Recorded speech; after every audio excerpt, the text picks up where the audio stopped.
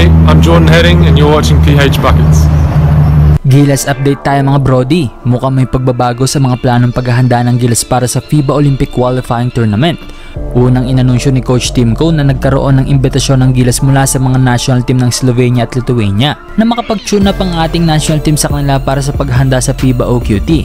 Pero dahil papalapit ang OQT, naglabas na ng kanilang mga schedule ng tune-up game ang mga nasabing bansa at tila walang Gilas tayong nakita sa schedule ng Lithuania at Slovenia. Kaya tanong ng mga Gilas fans, meron pa ba magaganap na tune-up game para sa Gilas? Ngayong araw lang nag-post ang Samahan ng Basketball ng Pilipinas sa kanilang FB page na nakipagkasundo ang SBP sa Federasyon ng Lithuanian Basketball na magtutulungan ng dalawang bansa sa pag-unlad ng kanilang basketball.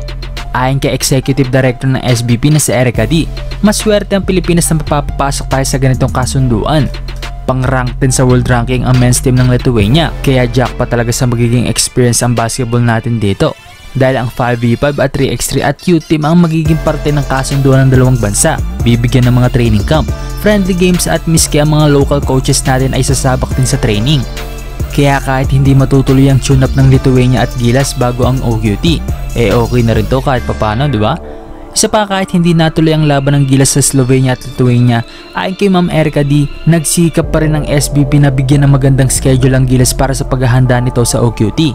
Magpupulong ang Gilas sa Inspire Sport Academy sa June 22 bago ito magtungo sa Turkey at Poland para sa kanilang mga tune-up game. Hindi lang nabanggit kung club team ba ito o national team ng dalawang bansa. Makakabangga naman ng Gilas ang mga powerhouse team na Georgia at host country sa OQT na Latvia. Tinawag ni Coach Tim ang kampanyan to ng Gilas na Mission Paris, kung saan susubukang pabagsakin ng reigning Asian Games champions ang mga nagbibigatang kalaban. Dagdag ni Coach Tim Cone, makapasok man ang Gilas sa Paris Olympic o hindi, tuloy ang paghahanda ng Gilas para sa FIBA Asia Cup qualifiers na makakaharap naman natin dyan ang Tallbacks New Zealand at Hong Kong sa MOA Arena sa November. Bagamat kulang sa mahabang preparasyon dahil sa parehong lineup ang gagamitin every FIBA tournament, ay madali pa rin sila makaka-pick up sa sistema. Best talents ang meron si Coach Tim Cone, mga high level na players, kaya para sa SBP hindi problema ang pagkakaroon ng kakapiranggot na preparasyon sa mga tournaments. Kayo mga brody, anong masasabi nyo? Komento nyo lamang sa baba at ating babasahin yan. Bye bye!